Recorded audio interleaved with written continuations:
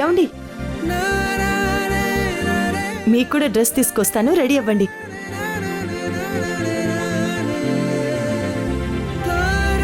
దేనికి రెడీ అవ్వాలి వేదా? అదే మావయ్య, మోక్ష మీ ఇద్దరిని కలిపి డ్రాయింగ్ చేస్తానంది. మీరు కూడా మోక్షకి జంటగా కలిసి డ్రాయింగ్ వేయించుకుంటామని మాటిచ్చారు కదా. ఏమండి, త్వరగా మార్చుకోండి, నా మనవరాలు డ్రాయింగ్ వేస్తుందంట.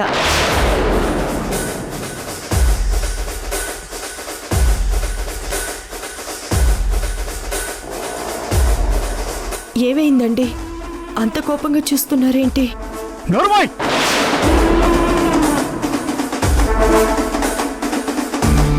నువ్వు రెత్తామంటే పళ్ళు రాలిపోతాయి.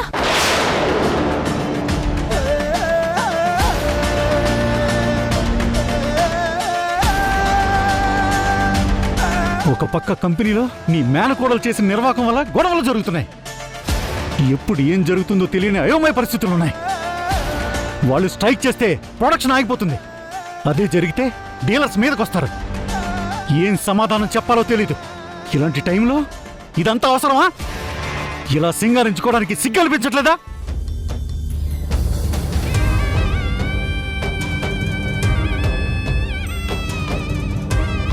మన కంపెనీ కష్టాల్లో ఉంటే పట్టించుకోకుండా ఉండడానికి మనం ఏమన్నా రోమ్ రాజులమా, నిజాం ప్రభువులమా? ఒంటి మీదకి ఎంత వయసు వచ్చింది, ఆ మాత్రం జ్ఞానం ఉండక్కలా? కంపెనీ అంటే మన బిడ్డ లెక్క. బిడ్డకి ఏదైనా కష్టం వస్తే బిడ్డను పట్టించుకోకుండా మనం సోకులు చేసుకుంటూ కూర్చుంటామా? లేకపోతే బిడ్డ కష్టాలు తీర్చేలా ప్రయత్నం చేస్తామా? పరిస్థితులు బట్టి నడుచుకోవాలన్న కనీస జ్ఞానం లేకపోతే ఎలా?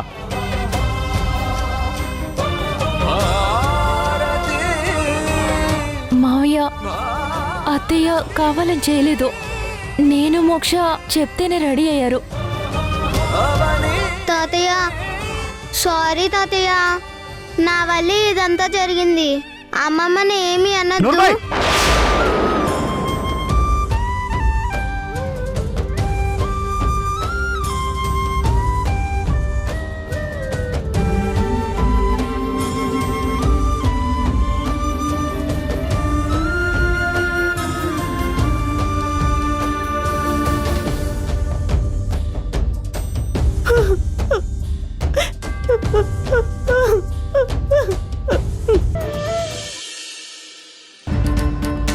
బావా, నీకెలా థ్యాంక్స్ చెప్పాలో నాకు తెలియట్లేదు.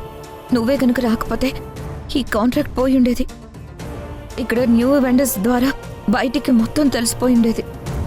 అదే జరుగుంటే కంపెనీకి కోలుకోలేని నష్టం జరిగుండేది. మీ బావని మాటలతో పొగట్టం ఏం బాగోలేదు వీణా. కుర్చీలో కూర్చోబెట్టి పూలాభిషేకం చేసి అప్పుడు మైక్లో అందరికీ వినపడేలా చెప్పు. నీ లైఫ్లో మీ బావ హీరో అయితే నేనేమో విలన్ అయ్యాను. ఇదేగా నువ్వు కోరుకునేది. ఇప్పుడు నీకు ఫుల్ హ్యాపీగా ఉందిగా. ఇంకే ఇద్దరు కలిసి పార్టీ చేసుకోండి. రిషి, పర్సనల్ టాపిక్స్ తేవద్దని ఎప్పుడో చెప్పాను. ఇది రిపీట్ చేస్తే బాగు చెప్తున్నాను. బాగుండేలా నేను చేస్తా. సారీ బాబా, రిషి గురించి నీకు తెలిసిందే కదా, వదిలే. కంపెనీలో నా కళ్ళ ముందు అన్యాయం జరుగుతుందని ఇక్కడికి వచ్చాను. అంతేకాని నిన్ను చూస్తూ రిషిని చూస్తూ కాదు. అది సరే, యూనియన్ ప్రాబ్లమ్ని ఎంతవరకు సాల్వ్ చేసావు?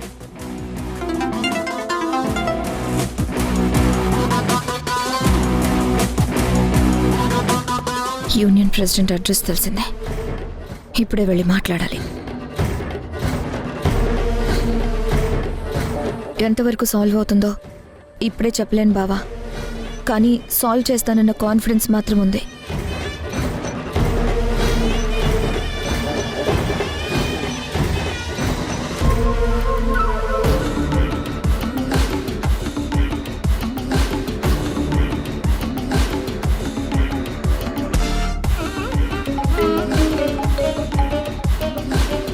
చెప్పు రిషి. డాడ్, వీణ అతి తెలివితో ఇందాక కొత్త కాంట్రాక్ట్ మీద సైన్ చేసింది. రియలీ? అయినా ప్రెసిడెంట్ ఇష్యూ డీల్ చేయలేదు కానీ కొత్త కాంట్రాక్ట్ల మీద సైన్లు చేస్తుందా? ఇంట్రెస్టింగ్. అవును డాడ్, వీణాకి కార్తిక్ సపోర్ట్ కూడా వచ్చింది. వాళ్ళిద్దరూ కలిసి కంపెనీని వర్కర్స్ లేకుండా రన్ చేయాలని చూస్తున్నారు. వాళ్లకు తెలియకుండానే లోక్నాథ్ అనే శిఖరంతో ఢీ కొట్టబోతున్నారు. శిఖరంతో పిల్ల బచ్చాలు గేమ్స్ ఆడితే ఎలా ఉంటుందో చూపిద్దాం. Be ready Rishi. Okay dad. Veena, Karthik,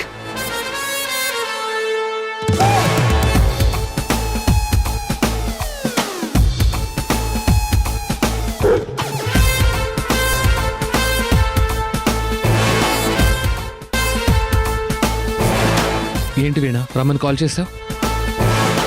నీతో కొంచెం మాట్లాడాలి. కూర్చో బావా. యూనియన్ లీడర్ గురించా? ముందు కూర్చో బావా.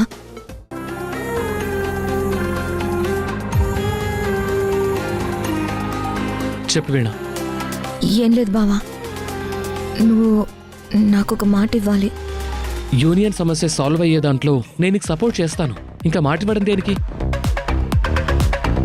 అంతలా ఆలోచిస్తున్నావేంటి వీణా?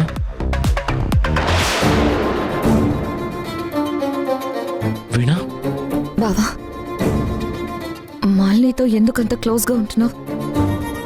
తను ఆఫ్టర్ ఆల్ ఒక ఎంప్లాయీ. తనతో అంత చనువుగా ఉండడం నాకు నచ్చట్లేదు బావా. నీకేంటి ప్రాబ్లం? నా దృష్టిలో నువ్వు వేరు, నీ స్థాయి వేరు. నువ్వు ఆకాశం అంత ఎత్తులో ఉంటావు, ఆ మాలిని నేల మీద ఉంటుంది. సో మాలినితో నువ్వు తిరగడం నాకు ఇష్టం లేదు. తనని దూరంగా పెడతానని నాకు మాట ఇవ్వు బావా. హే! నువ్వేం మాట్లాడుతున్నావో స్పృహలో ఉండే మాట్లాడుతున్నావా? అంతా తెలిసే చెప్పాను బావా. షడప్ వీణా. అయినా మాలిని నాతో కొంచెం క్లోజ్గా మాట్లాడుతుంది. ఎందుకంటే తనకు మన కల్చర్ ఇంకా అలవాటు కాలేదు. ఆ కారణంతోనే నేను తననేం అనలేకపోతున్నాను. తనది చైల్డిష్ మెంటాలిటీ. దాన్ని పెద్ద సీరియస్గా తీసుకోవాల్సిన అవసరం లేదు. కానీ నువ్వు తనకి నాకు రిలేషన్ ఉందన్నట్టు ఇమాజిన్ చేసుకుని నాతో మాట్లాడడం ముమ్మాటికి తప్పు. బావా, ఎనఫ్ వీణా, ఇంకేం మాట్లాడుకో. ఛీ!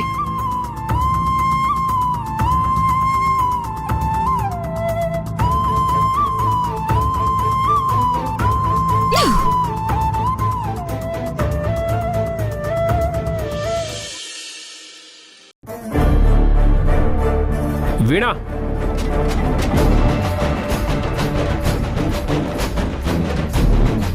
టూ మినిట్స్ వీణా, నీతో కొంచెం మాట్లాడాలి. ఈ ప్రాబ్లం నువ్వు అనుకున్నంత ఈజీగా సాల్వ్ కాదు. లేబర్ యూనియన్తో పెట్టుకుని గెలవడం అంటే అంత ఆషామాషి కాదు. పోనీ నువ్వేమన్నా తగ్గి వాళ్ళకి సారీ చెప్పి వాళ్ళ కాళ్ళబేరానికి వస్తావంటే అది లేదు. అలాంటప్పుడు ఇందులో నువ్వు ఎలా గెలుస్తావు? ఖచ్చితంగా ఓడిపోతావు. అందుకే చెప్తున్నాను, నా మాట విని బోర్డ్ ఆఫ్ డైరెక్టర్ బాధ్యతల నుంచి తప్పుకో. అప్పుడు నేను డాడీ యూనియన్ వాళ్ళని కలిసి తప్పు చేసిన వీణాని కంపెనీ నుంచి తీసేశామని తిరిగి పనుల్లోకి రమ్మని రిక్వెస్ట్ చేస్తాం. వాళ్ళు ఖచ్చితంగా తిరిగి పనుల్లోకి వస్తారు. లేదంటే అందరూ అనుకున్నట్టు ఫ్యాక్టరీ మూతపడి ఫ్యామిలీ అంతా రోడ్డున పడే పరిస్థితి వస్తుంది. నాకు కావాల్సింది కూడా అదే రిషి.